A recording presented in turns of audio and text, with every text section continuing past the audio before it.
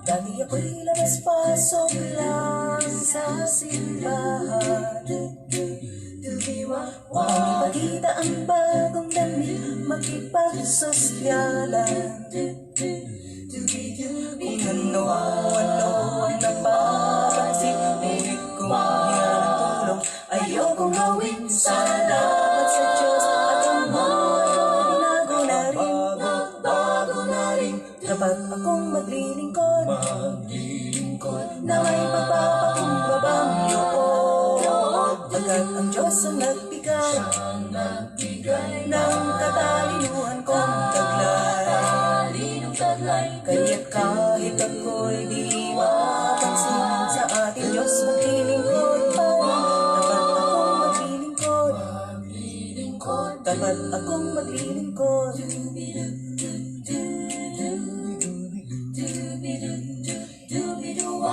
May mga taong naglilingkod para lang hangaan. Mapakalipag di napansin, ay sobrang yabang. Lahat ng paraan kanyang sinusubukan, makita lang na siya'y pinag-uusapan. Kaibigan, teka sandali lang, huwag ka sanang ganyan. Huwag ka sanang ganyan, tamad ka sanang maglingkod na may papapakumbabang loob. Pagkat ang Diyos ang nagbigay ng katalinuhan mong taglay. Kaya't kahit ika'y di mapansin, sa ating Diyos ay maglingkod pa rin. Dapat ka sanang maglingkod, dapat ka sanang maglingkod.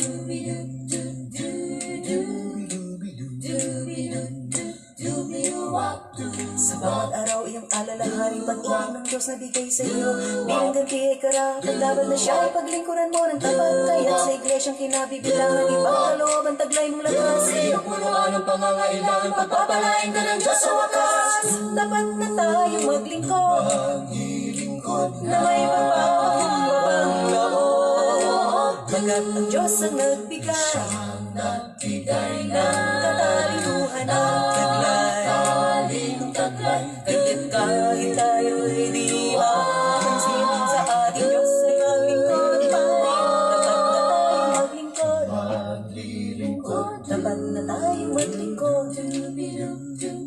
Dapat akong maglilingkod. Dapat ka sanang maglingkod. Dapat na tayong maglingkod.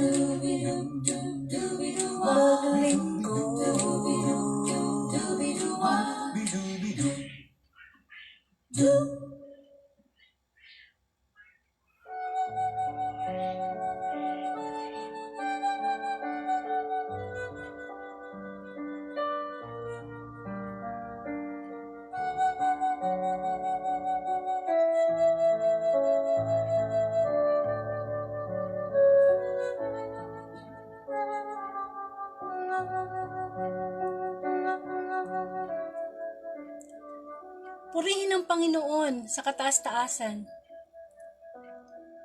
Marapat lamang nating purihin ang Panginoon lalo na sa araw na ito na linggo. Araw ng pamamahinga. 6 na araw tayong nagpagal.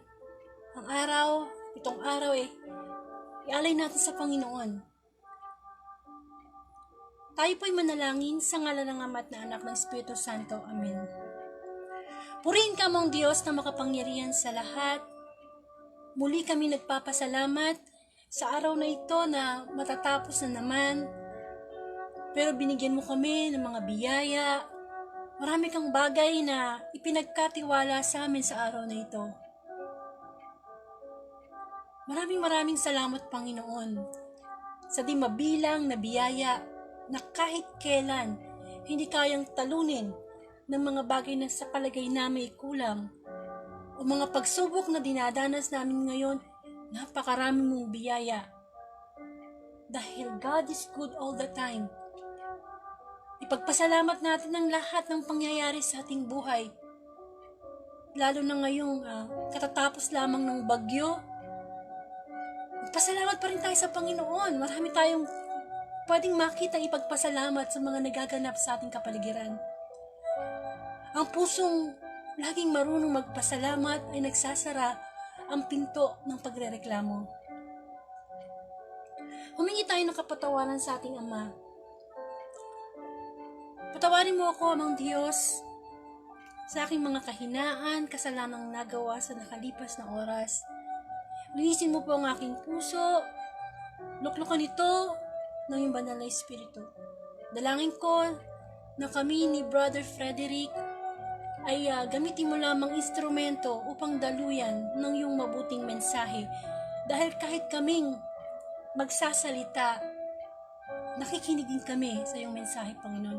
Bigyan mo kami ng isang pusong mapagpakumbaba, isang pusong masunurin, naglilingkod sa iyo. Hindi yung kalooban namin, Panginoon, kundi lagi yung kalooban mo ang mangyari sa lahat ng bagay sa aming buhay. Bigyan mo po kami ng karunungan ni Brother Frederick upang sa ganon, yung karunungan na yan na nagmumula sa iyo, Panginoon, ang amin ding maibigay o maibahagi sa makakarinig ng Sunday Gospel. Yes, Lord, maraming kapaguran sa buong maghapon, pero the good news is, ito yung oras para magpahinga kami. Yung aming spirit ay i-connect namin sa Espiritu mo, Panginoon. Ikaw naman ang aming gustong makasama. Sa iyo naman kami gustong makarinig ng mga aral mo sa iyong salita. Patuloy kang kumilos, Panginoon, sa mga susunod na oras. Ikaw ang pinaparangalan ng Facebook Live na ito. Lahat ito'y dalangin ko po sa Ama, sa pangalan ng Anak, kay Sa ng Espiritu Santo. Amen.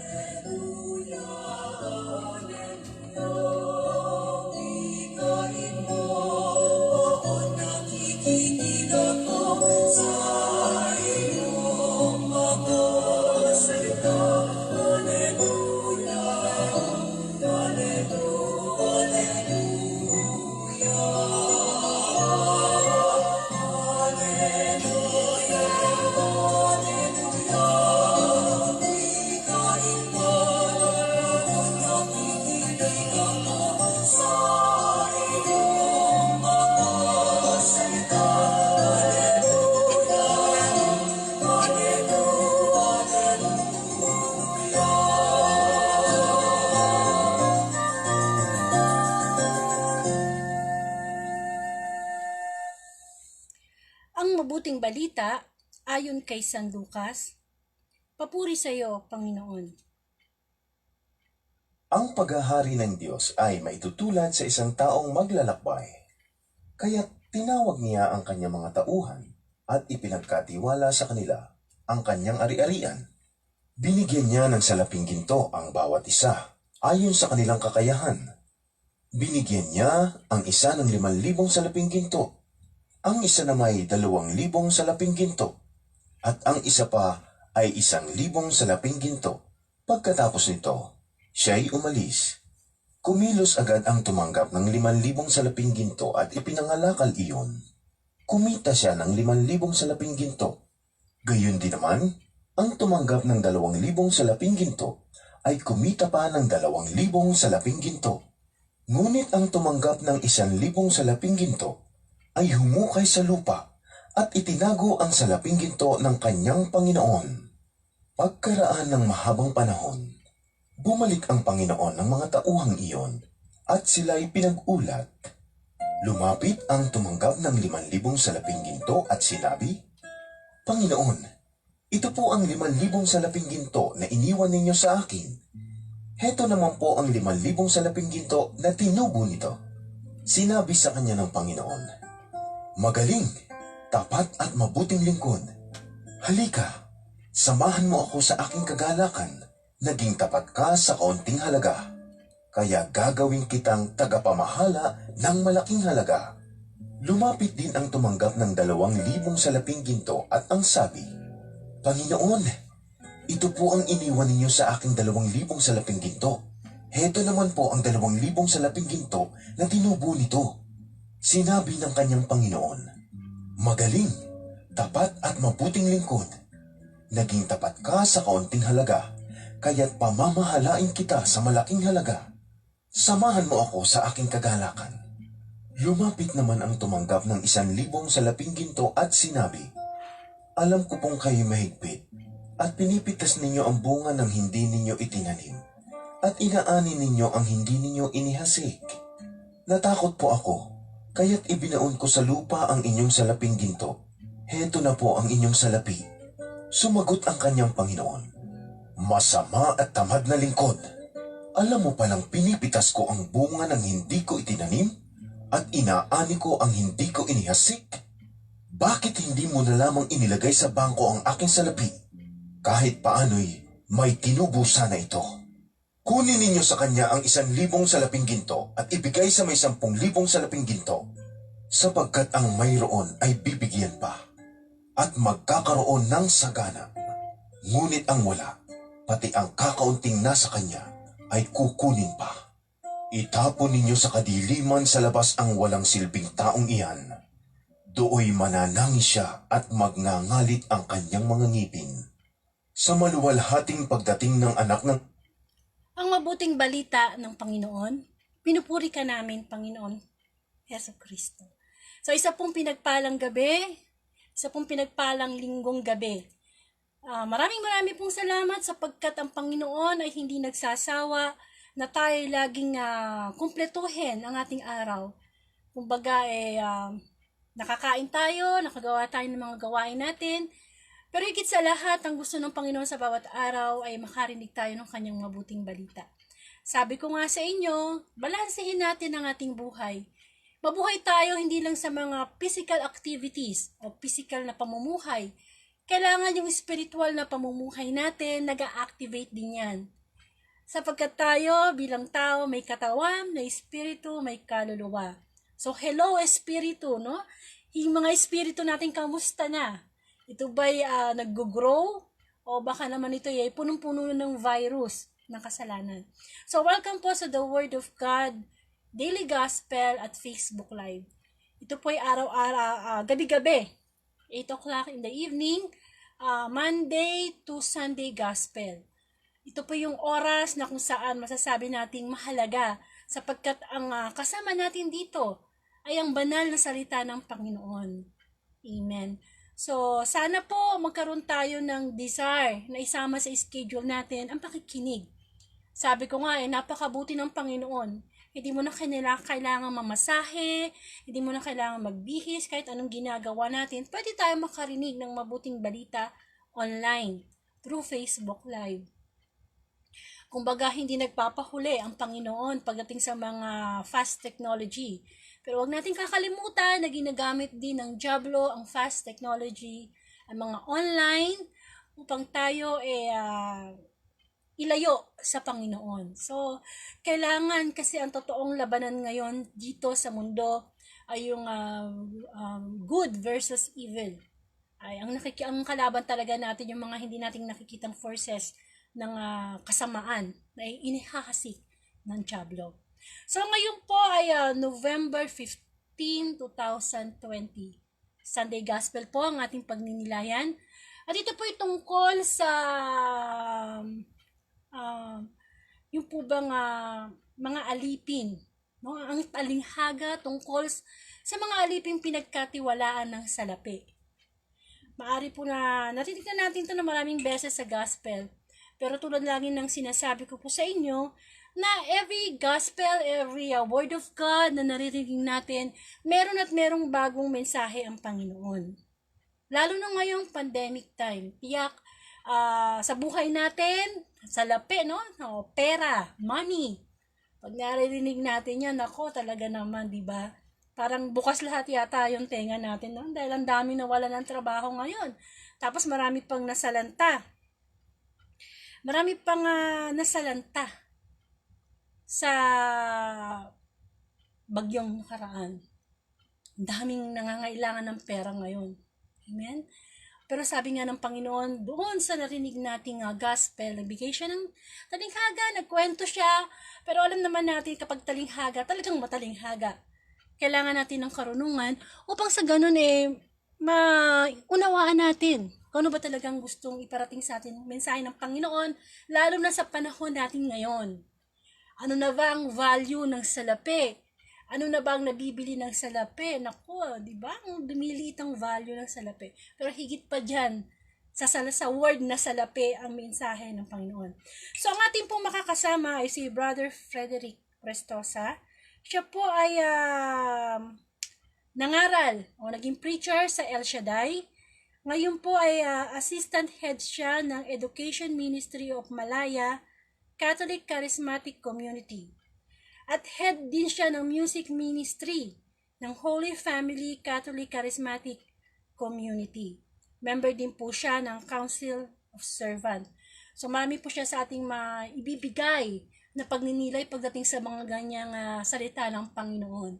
Alam niyo naman po sabi nga bawat isa sa atin kapag nakakarinig ng salita ng Diyos, masasabi natin na merong mensahe ang Panginoon. Amen po. So, try po natin siyang i-contact.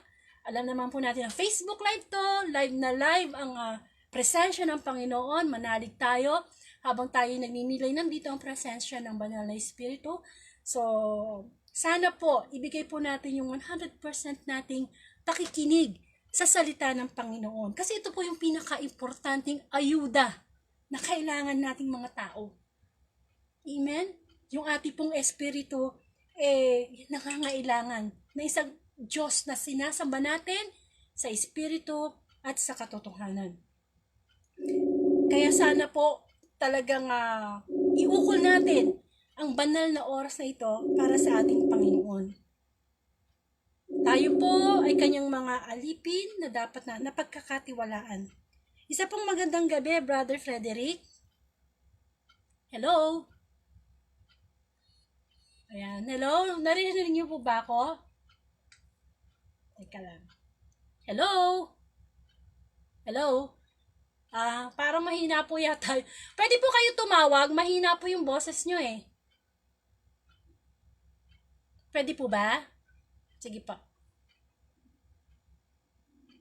Mahina yung kanyang boses.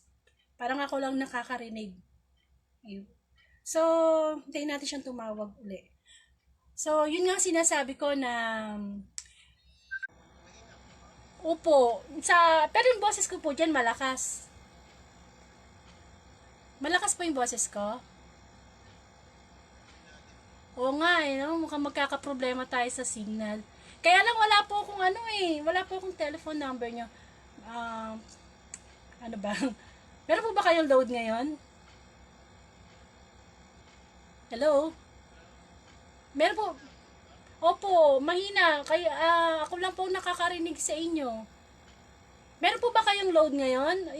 I-send ko po yung number ko sa inyo para baka sakali pagka sa cellphone tumawag malakas yung boses. Hello? Hello? Hello po? Ayan, sandali Yan talaga pagka live. Magsisend na lang po ako ng number sa inyo. Pakitawagan nyo na lang po ako. Pwede po ba yun?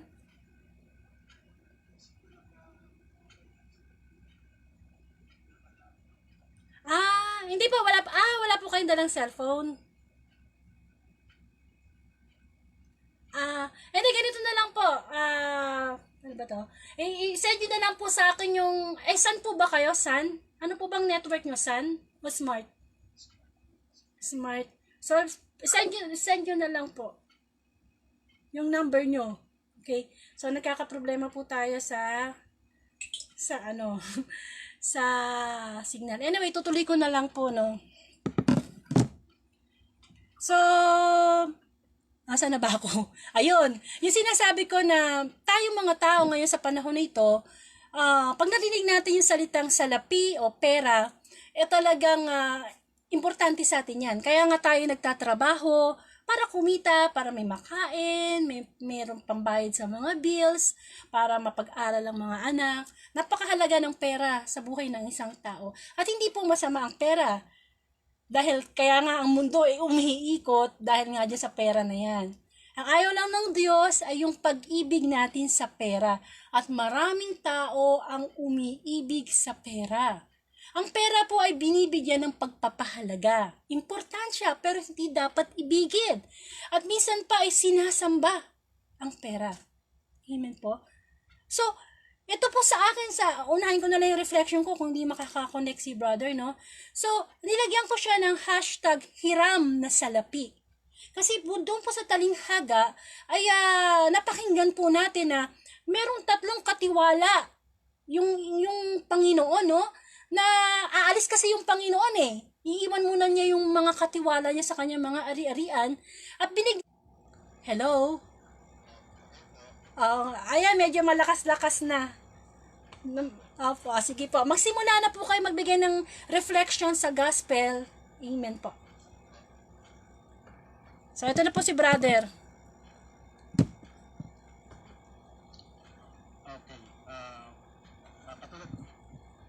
Katulad po ng binasa natin kanina, yun po yung katiwala. Pero po sa American Standard na Bible, ang nakalagay po dun is parable of the talent.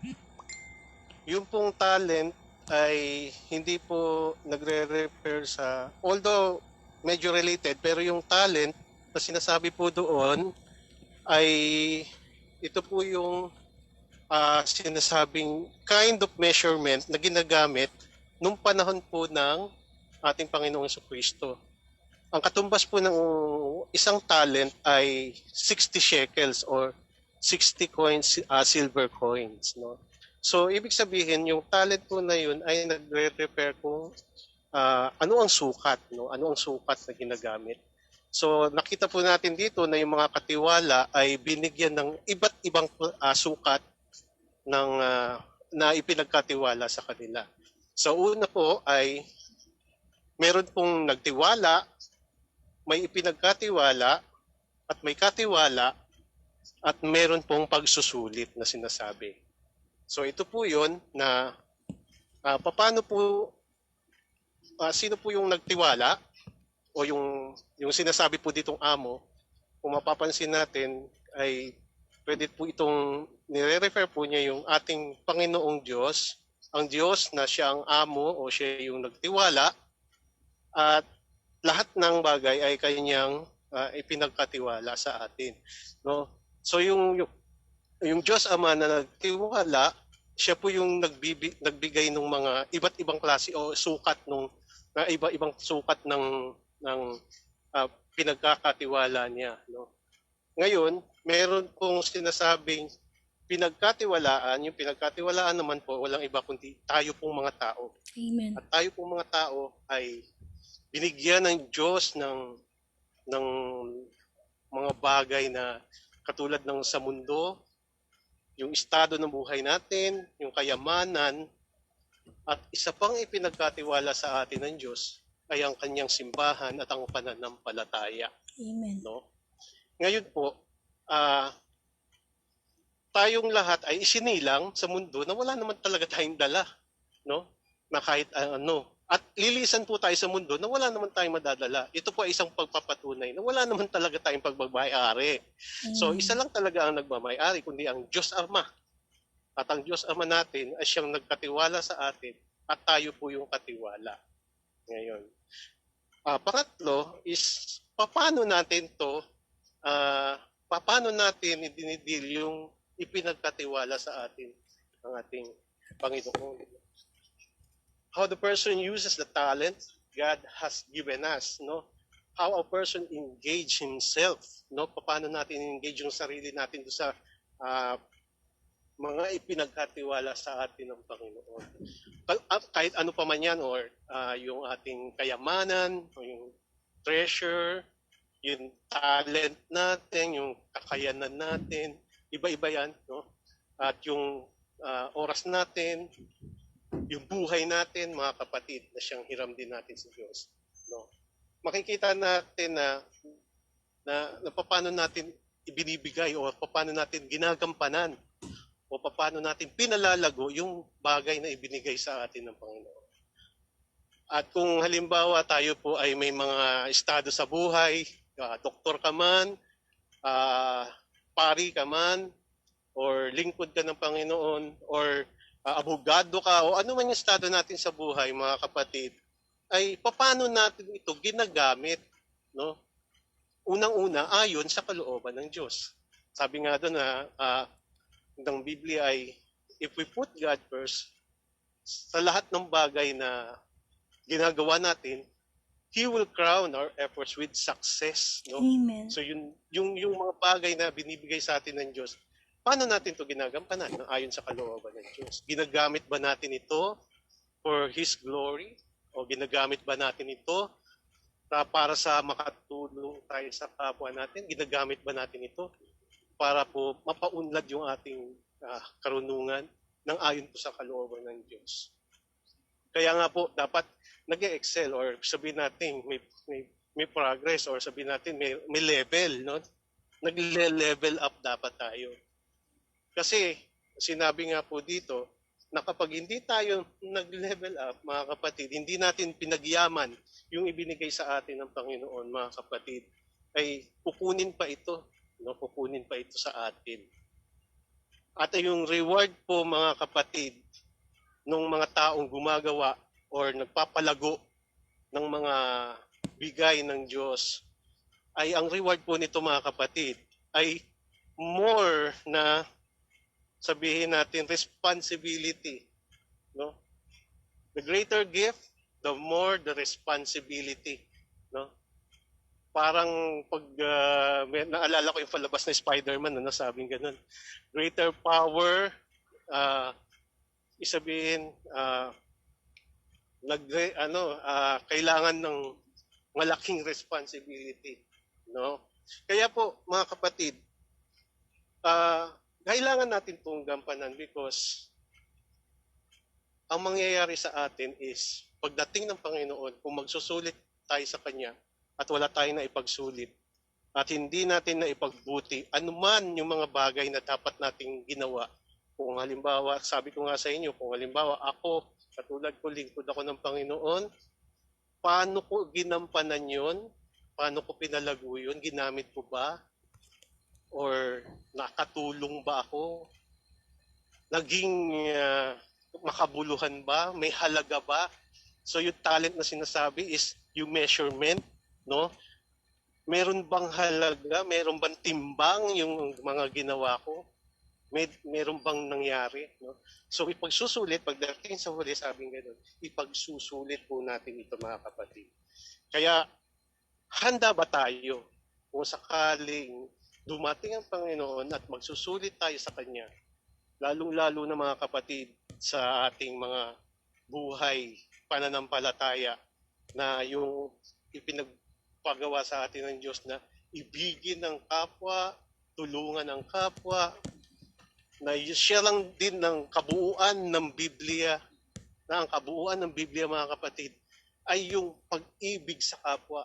Amen. At yung pag-ibig sa kapwa na yun yung gusto ng Panginoon na mangyari, anuman ang estado natin sa buhay. Dapat lahat ng bagay na meron tayo, mga kapatid, ang patutunguhan is yung paglilingkod at yung pagmamahal sa kapwa. Pagtulong sa kapwa, mga kapatid.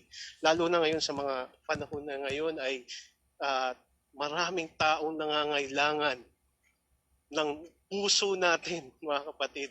Yung puso natin na nanggagaling sa Panginoon.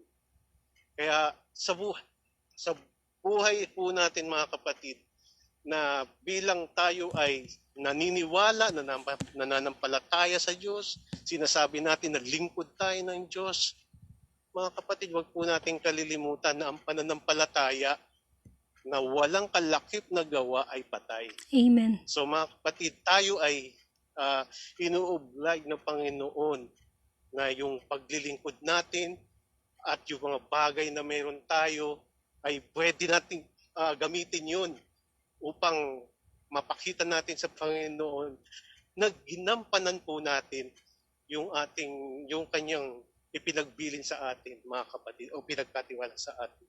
Ang simbahan na iniwanan sa atin ng Panginoon ay dapat maging katulad siya ng mustasa raw, no? Na yung kapag tumubo po ito, alam niyo yung mustasa sa Israel parang nagiging puno siya na pwede siyang silungan ng mga ibon, no? Kaya tayong mga lingkod ng Panginoon, tayong mga iniwan ng Diyos, tayong mga pinagkatiwalaan ng simbahan, nagiging shelter po ba tayo ng mga taong malayo sa Panginoon? May nakikita po ba sa atin na pag-ibig? Pwede po ba silang umangkas sa ating mga pananampalataya? Kung ano yung capacity, o sabihin natin, yung faith natin is parang bulsa po yan eh. No, parang bulsa yan. Kung gaano kalaki, ang puso din natin ay parang bulsa yan. Kung gaano kalaki yung pag-ibig mo, ganun karami ang mailalagay doon ng Diyos. Amen. Na pagtitiwala, na sukat na ipagkakatiwala ng Diyos.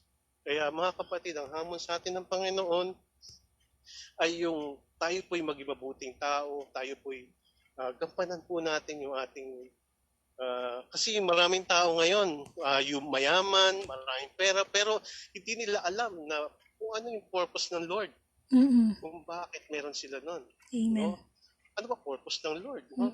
Dapat isipin nila, sana alam din nila na yung mga kayamanan na yun, hindi sa kanila, hindi sa atin. Kung meron man tayo, sana maisip din natin na hindi atin to. Wala tayong dala. Kung sinilang, uuwi tayo na walang dala. Amen. Wala tayong madadala pag tayo po nawala sa mundong ito. Kaya mga kapatid, yun po, maging handa po tayo sa pagsusulit. No? Sa pagsusulit, yun po yung pinakaruro. Kaya inahamon tayo ng Panginoon sa oras na ito. Isipin natin, sabi nung second gospel, second reading, no? Parang magnanakaw dadating ang Panginoon. Ang magnanakaw hindi magsasabi kung kailan siya magnanakaw. So ito ay biglang sorpresa lang, biglang darating, boom, gano'n. No? Kaya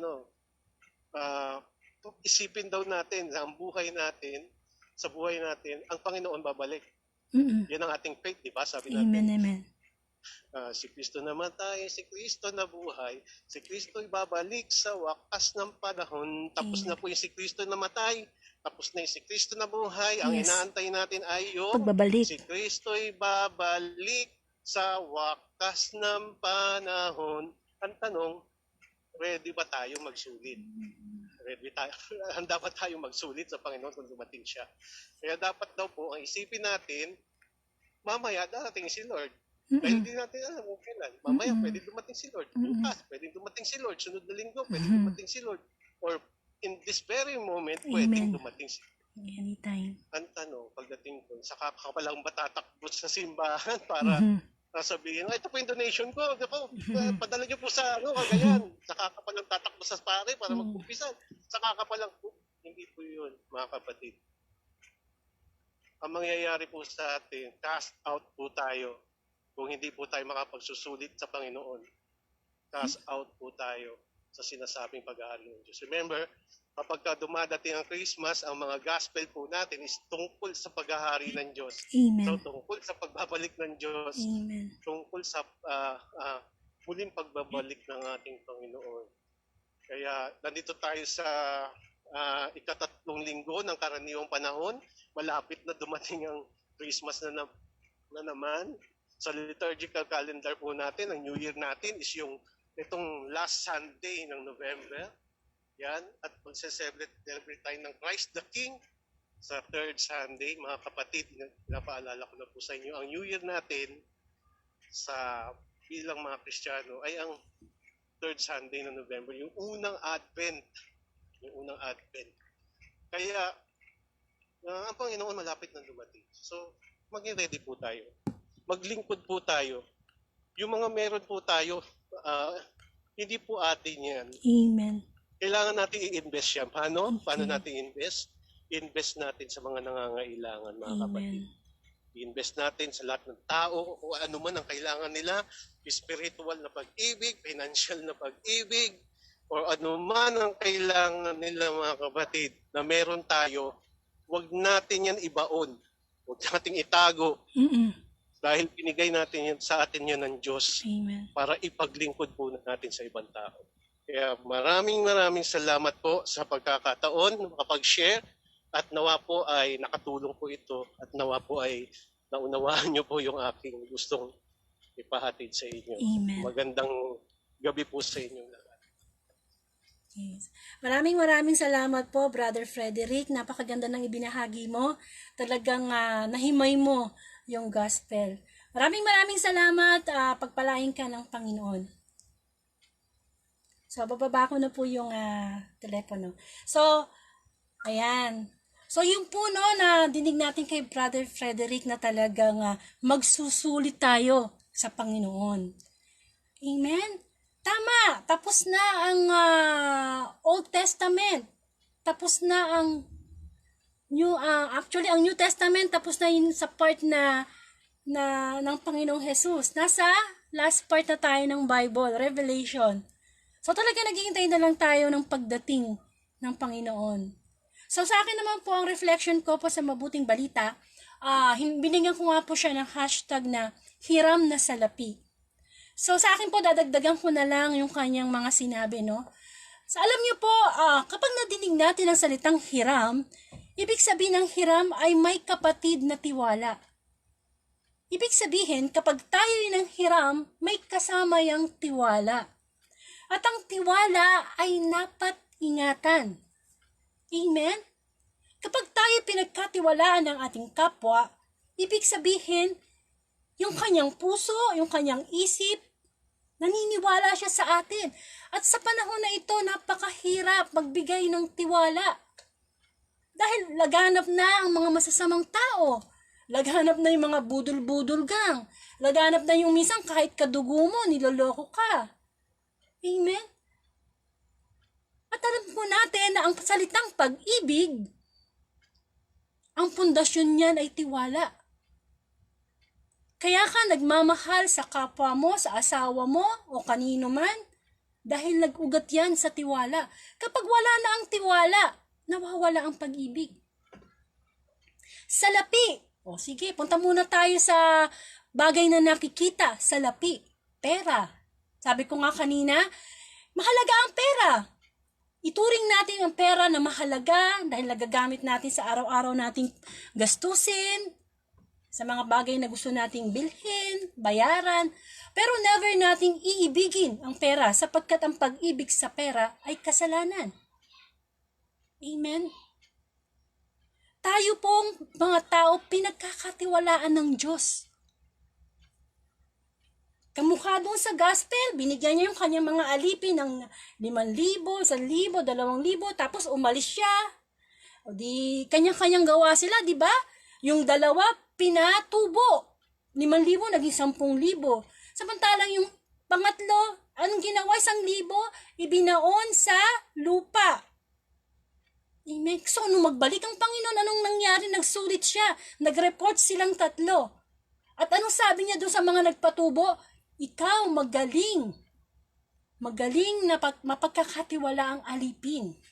Samantalang doon sa nagbaon, anong nangyari? Nagalit yung Panginoon. Sabi niya, ikaw napakawalang hiya mo. Hindi mo man lang nilagay sa bangko para tumubo kahit kaunti. Itinago mo. Ganyan tayo mga tao, lalo na sa panahon na ito. Amen. Ang daming pinagkakatiwala, ipinapahiram sa atin ng Diyos na inaaksaya natin. Ano yun? Ang ating kalusugan. Pinahiram ito sa atin ng Panginoon. Pero kamusta na ang pagsusulit ng Panginoon sa ating mga kalusugan? Bakit tayo ngayon may mga sakit? Kasi nagpabaya tayo sa ating katawan. Inabuso natin ng bisyo. Inabuso natin ng mga masasamang pagkain. Porque nauso yung mga instant ganito, instant noodles, instant ganito. Amen? Mga junk food. Amen? Inabuso natin. Kaya ano nangyayari sa katawang lupa natin?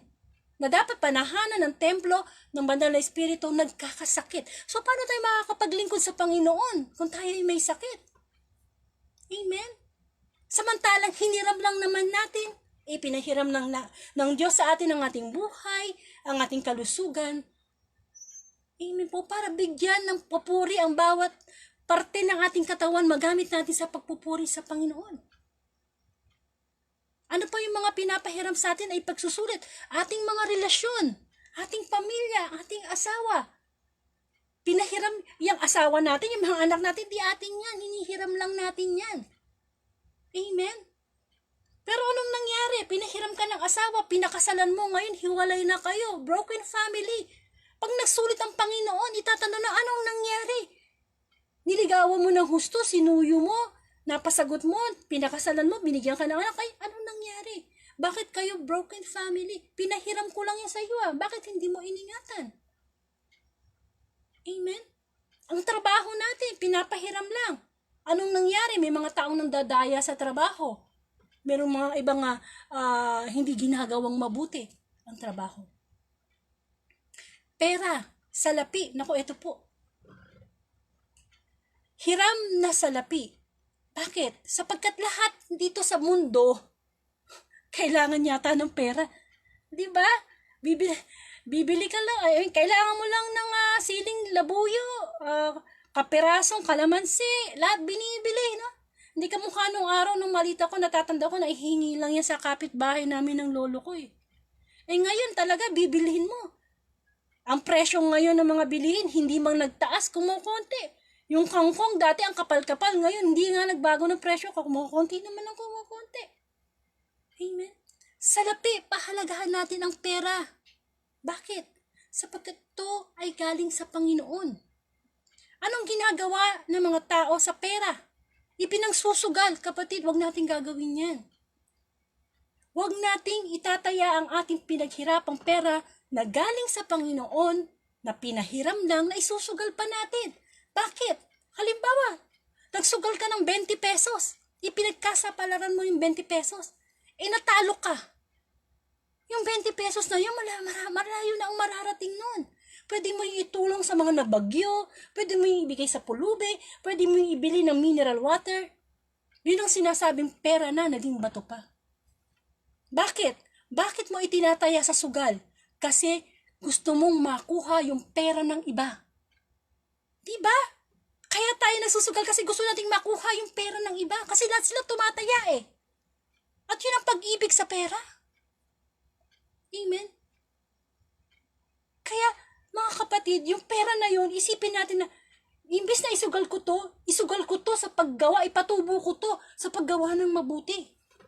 At least, yung 20 pesos mo na ipinantaya mo, ibinigay mo, itinulong mo sa kapwa mo, may nangyari kesa mawala sa kamay mo ng ganun na lang kabilis. Amen po. Ano pa ang pera? Ang pera ay wag nating gamitin para bigilhin ang ating dignidad. Maraming tao, lalo na sa gobyerno, na dahil sa pera, nabibili ang dignidad. Nababalitaan natin na dahil sa pera, imbis na mapunta yung pondo para sa mga taong nangangailangan, napupunta sa kanilang bulsa. Ang pera kayang bumili ng kaluluwa. May mga tao na talagang ibebenta ang kaluluwa sa demonyo, magkaman lang ng pera. Hindi ba? May mga taong nagbebenta ng kanilang katawan para lang sa pera. Amen po. Nagpapaalipin sa salapi. Amen po. Kasi talaga ang salapi maraming mabibili. At alam mo, pagka marami kang pera, marami kang kaibigan. Maraming lumalapit sa'yo. Ang totoo. Kaibigan nga ba yon? At dahil sa pera, makikilala mo ang tunay na kulay ng tao. Di po ba? Dahil sa pera, makikilala mo ang kulay na tunay na ugali ng isang tao. Tama po ba ako?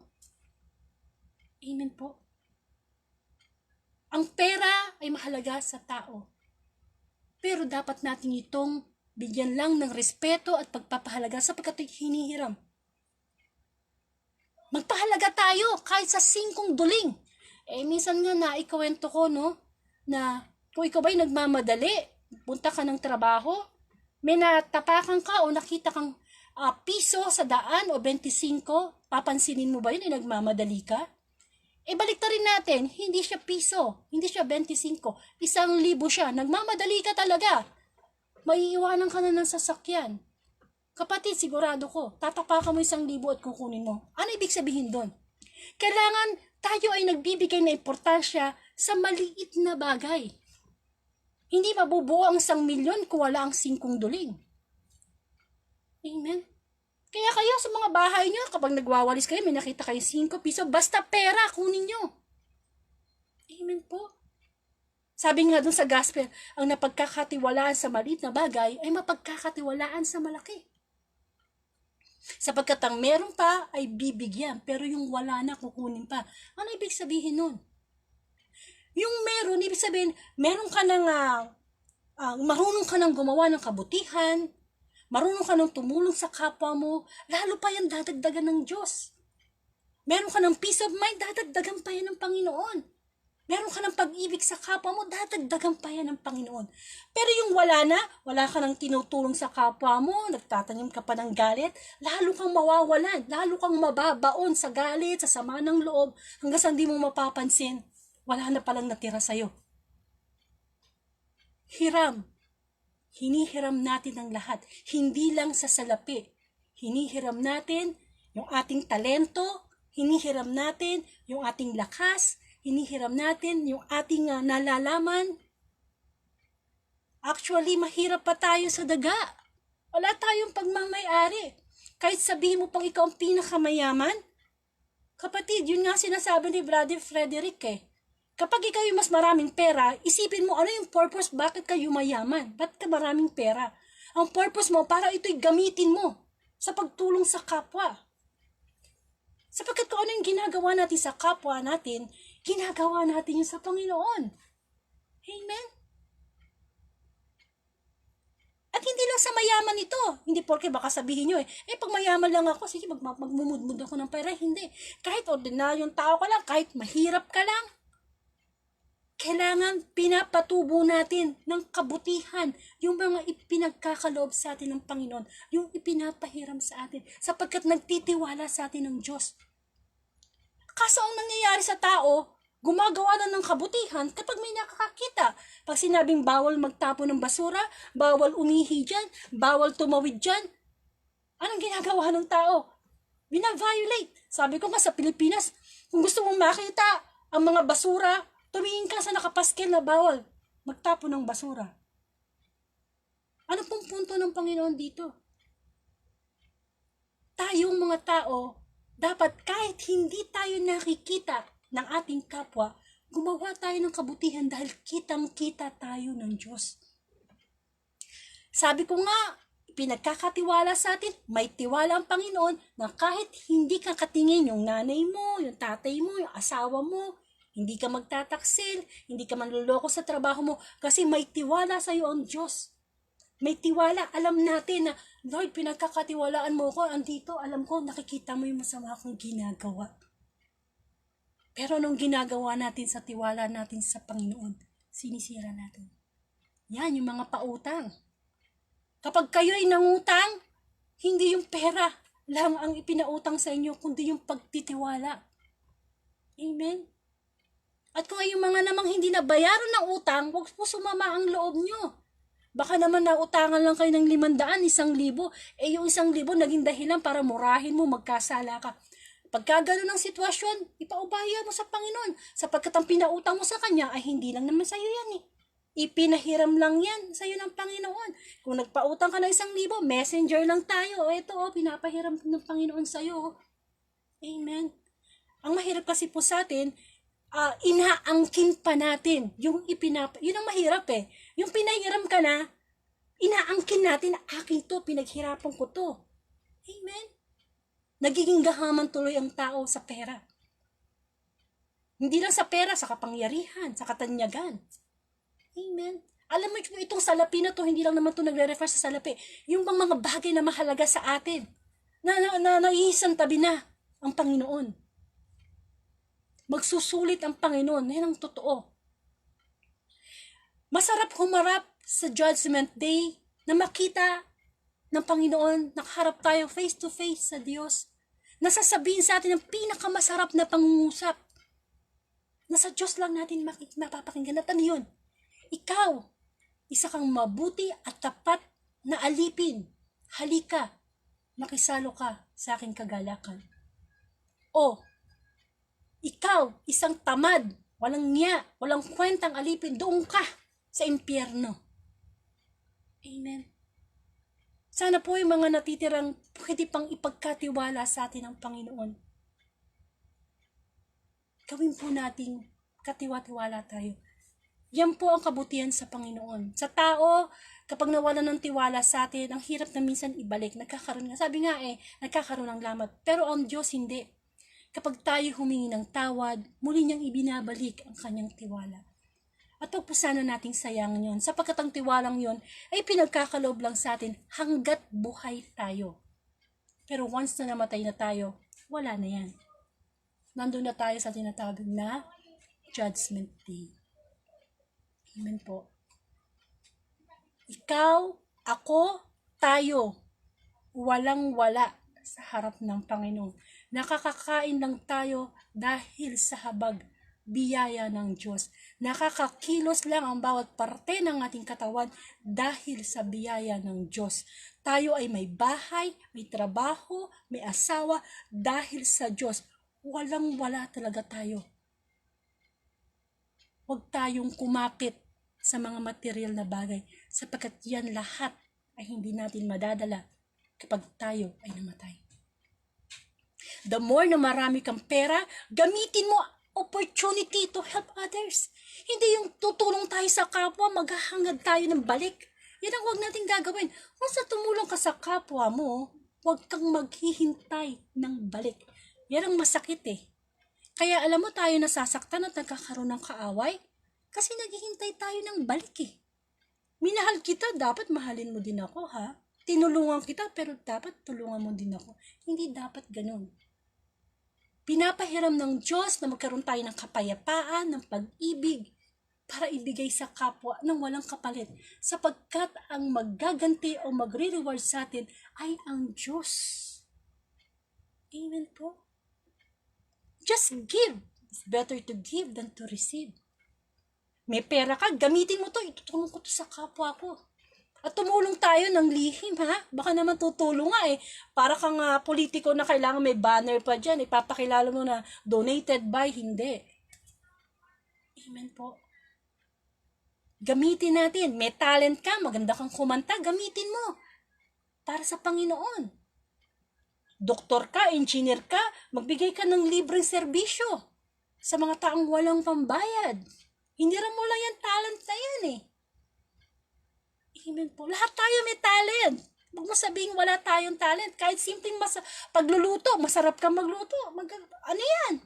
Pwede mo yung gamitin. Mapatubo. Actually, ang gusto ng Diyos na pagpapatubo ay pagpapatubo ng kabutihan, kabutihan, kabutihan. Naalala ko tuloy yung kwento nung mayaman. Punong-puno na yung kanyang kamalig. Sabi niya, wow, puno na yung kamalig ko. Kailangan mas malaki pa. Hindi niya alam, maya-maya, mamamatay na siya. Kukunin na siya ng Diyos. Ganyan tayo. Sige, impok ng pera sa bangko, trabaho ng trabaho, ayaw na magpahinga, gustong yumaman. At the end, yung kanyang ipon napunta lang sa kanyang pagpapagamot. Amen. Hindi masama. Actually, sabi ko nga, hindi naman masama na mag-ipon ka. Ang sabi lang ng Panginoon sa araw-araw ng gospel, seek first the kingdom of God. Unahin natin ang Diyos. Para hindi tayo kumakapit sa mga bagay na material. Na kapag nawala yung pera mo, nalugi ka sa negosyo, wala na. Saan ka namang hihiram ng tiwala? Amen po. Ang gospel ngayon ay nagsasabi sa bawat isa sa atin na lagi nating ilagay sa ating isip, sa ating puso. Lahat ng nakikita mo, igala mo ngayon sa iyong paligid. Hiram ko lang yan sa Panginoon. Ikaw ba, pag pinahiram ba kita ng plancha at ibinalik mo sa akin ng sira, matutuwa ba ako? Di ba gusto mo pag may nanghiram sa'yo, ingatan? Amen po. Yun nga, pumapasok doon yung universal rule na huwag mong gawin sa kapwa mo, ayaw mong gawin niya sa'yo. Kung gusto mong pagkatiwalaan ka, pagtiwala ka sa kapwa mo. Kung ayaw mong lokohin ka, huwag ka manloko. Amen. Magsusulit tayo. At ang Diyos, kapag nakita niyang katiwa-tiwala ka, bibigyan ka niya ng siksik, liglig at umaapaw. Hindi man yan materially, spiritually, yung mga bunga ng banal na espiritu. Kaya nga, di ba sabi ko sa inyo, kung may kapayapaan kayo, dadagdagan pa ni Lord yan, magbibigay pa ng reservation niya para may maibahagi ka sa iba.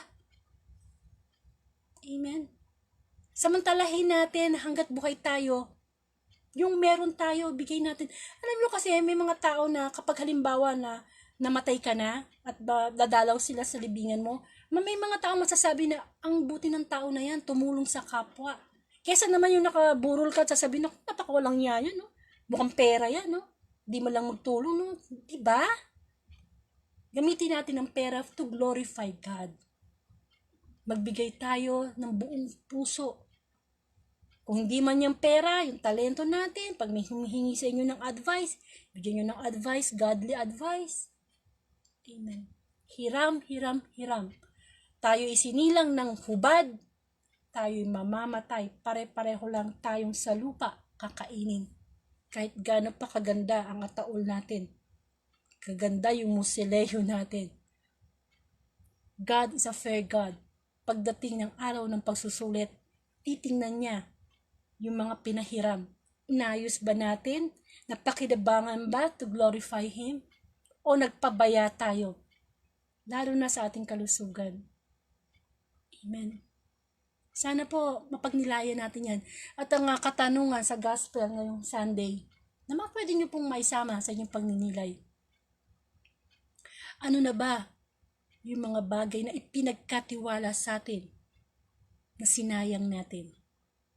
At ano pa ba yung pwede nating mga bagay, pangyayari, tao, na pwede pa nating isave na maibalik yung tiwala sa atin ng Panginoon? Amen. Huwag tayo mag-alala. Alam nyo, ang Diyos ay hindi natutulog. Kung may mga tao mga nanakit sa atin, hindi katiwa-tiwala, forward mo yung kay Lord.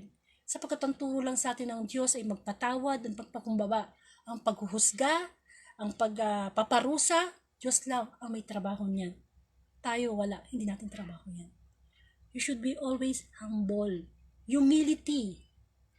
Amen. Na Lord, walang-wala ako. Nagkakaroon lang ako dahil sa'yo. Nagigising ako sa panibagong araw dahil sa'yo. Bawat hininga ko dahil sa'yo. Amen. Hiram na buhay. Ibalik natin sa Panginoon na siya'y magagalak. Siya'y matutuwa at masasabi niya na, tapat kang alipin, halika, enjoy mo na yung life mo dito sa langit.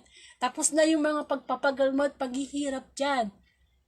Milyonaryo ka pero wala kang ginawa, wala kang inisip. May naalala na naman kong kwento sa Bible. Yung matanda. Yung mayamang binata. Diba? Tinanong niya sa Panginoong Jesus, ano po bang gagawin ko? Nasunod ko na po yung 10 utos ng Diyos. Mayaman kasi itong binata, sobrang yaman niya. Gusto niya makapunta sa langit. Tinanong niya ang Panginoon, ano po ba yung gagawin ko? Anong sagot ng Panginoon? Ipagbenta mo lahat ng kayamanan mo at sumunod ka sa akin. Natameme yung binatang mayaman. Ganyan tayo. Amen. Kapag material things na ang mawawala, parang ipagpapalit na natin ang Panginoon. Mawala na ang lahat, ang kayamanan, ang kasikatan, wag lang ang Diyos na nagpapahiram sa atin ng lahat. Tayo po'y magkaroon ng closing prayer. Sa ngalan ng Ama at ng Anak ng Espiritu Santo. Amen. Salamat Panginoon sa muli mong pagpapaalala sa amin na hiram lang lahat. Ang hangin, ang araw, ang mahal namin sa buhay, trabaho, properties, kahit ang buhay namin, Lord, hinihiram lamang namin sa iyo. Panginoon, sorry po. Kadalasan, inaangkin namin ang hindi amin. Imbis na ipahamahagi namin sa iba, itulong namin sa iba, lagi namin iniisip yung aming sarili. Nagiging makasarili kami. Lord, tulungan mo kami na yung mga pahiram mo, ipahiram din namin sa iba. Yung mga pinahiram mo, patubuin namin ang kabutihan na para sa pagsusulit, sa araw ng pagsusulit, ay maggalak kang tanggapin kami. At lahat ito ay magagawa lang namin kung kami may malalim na relasyon, pag-ibig sa iyo, Panginoon. Lord, salamat mo muli sa pagpapaalala sa amin dahil nakalimot kami. Huwag kami maging madamot kahit kailan di ka naging madamot, Panginoon. Salamat, Panginoon, muli sa pagpapaalala mo sa amin na ang lahat sa buhay namin ay pahiram lamang na dapat namin gamitin to glorify you, Lord. Tayo po'y manalangin sa panalangin tinuro sa atin ng Panginoong Hesus. Ama namin, sumasalangit ka, sambahin ang ngalan mo, mapasa amin ang kaharian mo, sundin ang loob mo dito sa lupa para nasa langit. Bigyan mo kami namin kakanin sa araw-araw, patawarin mo kami sa aming mga sala, para ng pagpapatawad namin sa nagkakasala sa amin. Huwag mo po kami pahintulot sa tukso, ihadya mo kami sa lahat ng masama. Amen. Sa ngalan ng Ama at na Anak, ng Espiritu Santo. Amen. Lagi mo tating isip, tayo'y lupa lamang. Lupa na dapat maging mababa ang kalooban.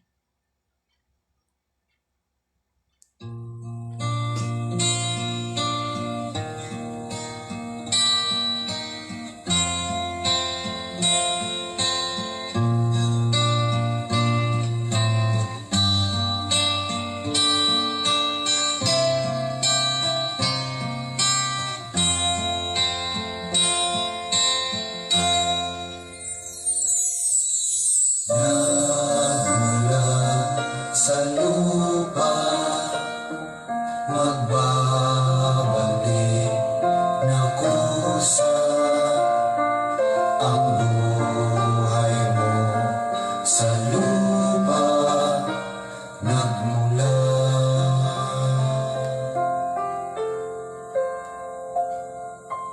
Bago mo linisin ang lunis ng iyong kapwa, hugasan ang iyong putik sa mukha.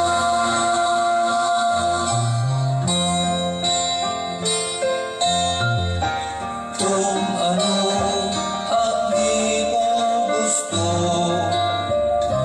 huwag gawin sa iba. Kung ano ang iyong inutang, ay siya rin kabayaran.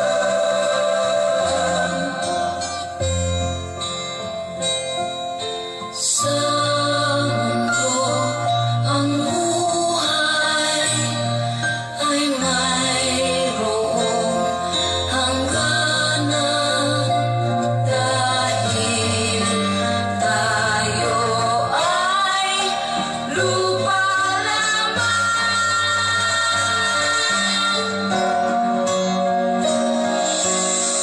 Kaya pilitin mong ika'y magbago, habang may panahon ika'y magbago.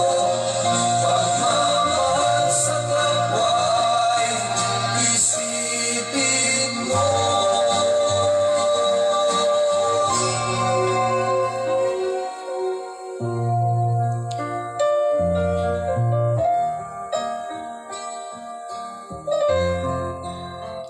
Yes, Lord, paalala mo sa amin na kami lupa lamang. Wala kaming dapat ipangmayabang sa iyo. Nawa lahat ang meron kami, pagkaloob namin na itulong sa amin sa aming kapwa. Kaya ngayong dapat ika'y magbago, habang may panahon ika'y matuto. Ang mamahal sa kapwa, isang puso mo. Bigyan po natin ng buod ang mabuting balita. Pinapaalala sa atin ng Panginoon na una, ang lahat ay hinihiram lamang natin sa Kanya.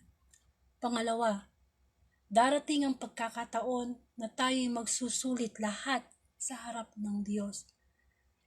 Sana handa na tayo na mag-report sa Kanya ng mga kabutihan na ating magagawa sa tulong ng Panginoon. Hindi po natin magagawa yan ng tayo lamang sapagkat tayo likas na makasalanan. Tayo'y pinagkakatiwalaan ng Panginoon. Bigyan natin ang halagang tiwalang yan sapagkat ang pag-ibig, ang pundasyon ay tiwala. Maraming pong salamat. Konting announcement. Bukas po, October 16, alauna po ng hapon, meron po tayong Bible study ng tungkol sa Old Testament. Kasi nung dati po, tinalakay natin ang paglikha. No? So, bukas po, magkakaroon ulit tayo ng isusunod na chapter po doon. And of course, kung ibibigay ni Lord ang November 16, 2020, muli ko kayo inanyayahan sa The Word of God, Daily Gospel at Facebook Live. Alas 8 po, gabi-gabi yan, Monday to Sunday Gospel. At makakasama naman po natin bukas ay si Sister Jean.